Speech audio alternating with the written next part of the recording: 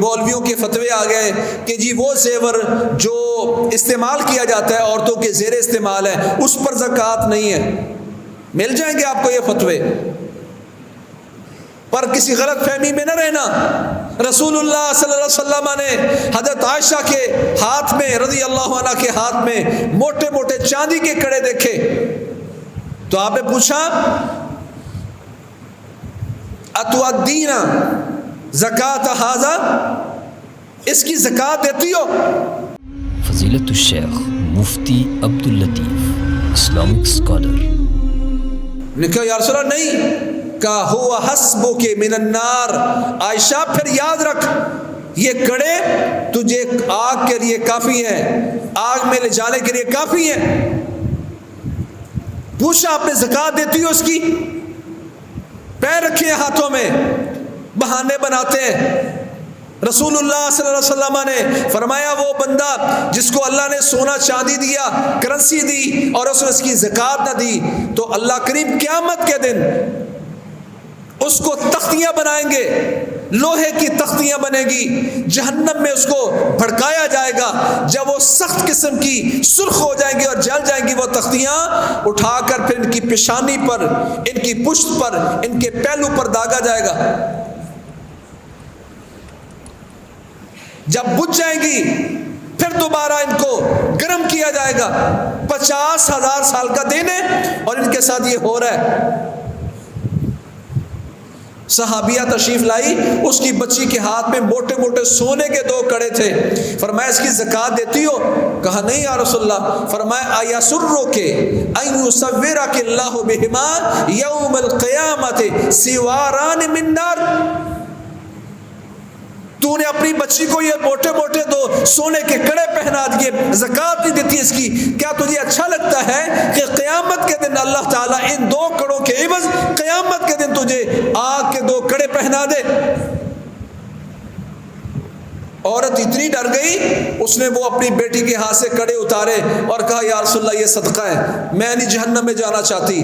آج ہماری مائیں بہنیں بیٹیاں اتنا کچھ سننے کے بعد بھی اپنے زیورات کی زکات نہیں دیتی. سوچا قیامت والے دن یہ زیور، یہ کرنسی قیامت کے دن بنے گا کیا؟ تختیاں بنا دی جائیں گی لوہے کی اور جہنم کی آگ میں بھڑکائی جائیں گی، سرخ ہو جائیں گی تو ماتھا بھی داغا جائے گا، پہلو بھی داغا جائے گا اور پشت بھی داغی جائے گی. سامان تجارت پر جو میں نے انویسٹ کیا ہوا ہے اس پر زکات ہے، کتنی دیتا ہوں؟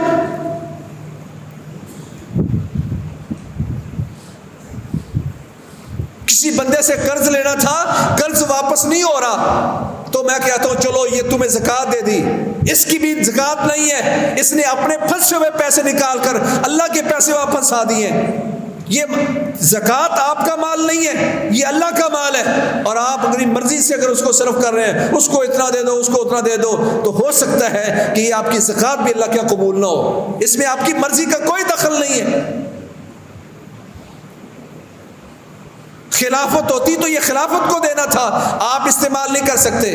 خلافت نہیں ہے تو عمارت موجود ہے، جماعت موجود ہے، اپنی مرضی سے صرف کرنے کی بجائے جماعت کے بیت المال میں جمع کروانا چاہیے تاکہ وہ صحیح جگہ اس کا مصرف کر سکے. میں اپنے ملازموں کو دے دیتا ہوں، میرے پاس فلانا بندہ اس کی بیٹی کی شادی ہونے والی ہے. بھائیو یاد رکھو یہ زکات صرف بنیادی مصارف پر صرف ہو سکتا ہے، بنیادی ضروریات پر صرف ہو سکتا ہے. بنیادی ضروریات سے ہٹ کر کہیں اگر یہ زکات لگا دی، زکات قبول نہیں ہوگی. پیداوار، زمین کی پیداوار پر زکات ہے جس کو معشر کہتے ہیں یا نصف العشر کہتے ہیں. اللہ کے نبی فرماتے ہیں فیما سقط العیون، اور ایک حدیث میں آتا ہے فیما سقط الانہار ففیہا العشر، وہ زمین جس کو چشمے سراب کرتے ہیں یا نہریں سراب کرتی ہیں، ففیہا العشر، اس میں 10واں حصہ ہے. 10 من میں سے 1 من دینا لازمی ہے. کیا ہم دیتے ہیں؟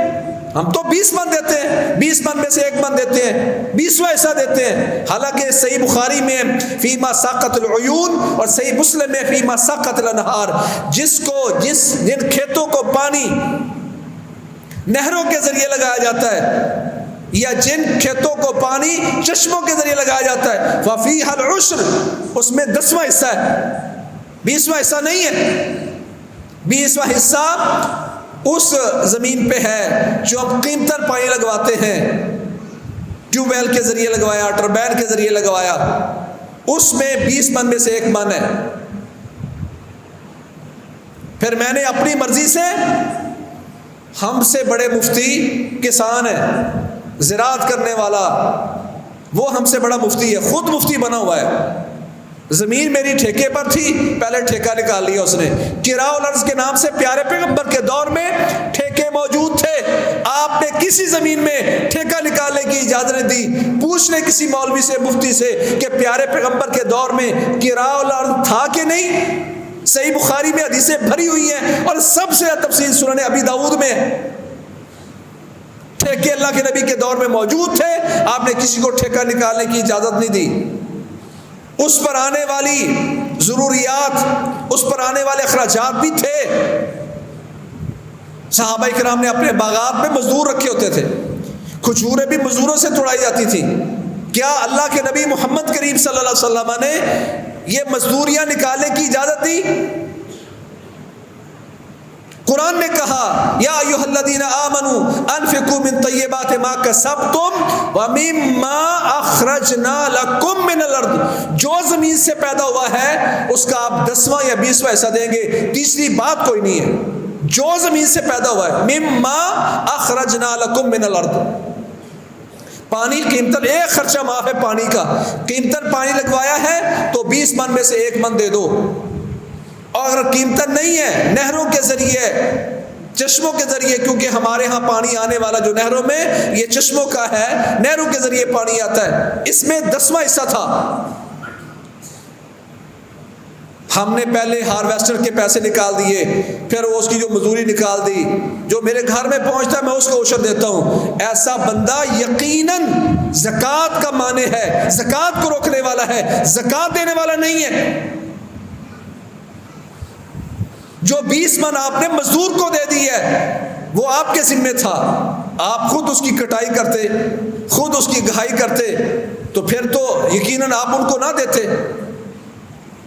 یہ آپ نے اپنی سہولت کے لیے مزدوروں کو لگایا ہے. جو زمین سے پیدا ہوا ہے اس کا عشر دینا آپ پر لازم تھا, اور ہم نہیں دے رہے. فرمایا وَلَمْ يَمْنَعُوا زَكَاةَ أَمْوَالِهِمْ وَلَمْ يَمْنَعُوا زَكَاةَ أَمْوَالِهِمْ إِلَّا مُونِعُ الْقَطْرَ مِنَ السَّمَاءِ. یہ اپنے مالوں کی زکات دینا بند کریں گے, اللہ آسمان سے رحمتوں کی بارشیں بند کر دے گا. بارشیں نہیں آئیں گی. وجہ کیا ہے؟ اپنے مالوں کی زکات بند کرنا, اللہ کے نام پہ زکات نہ دینا. خیر کی بات آگے شیئر کیجیے اور اپنے لیے صدقہ جاریہ بنائیے.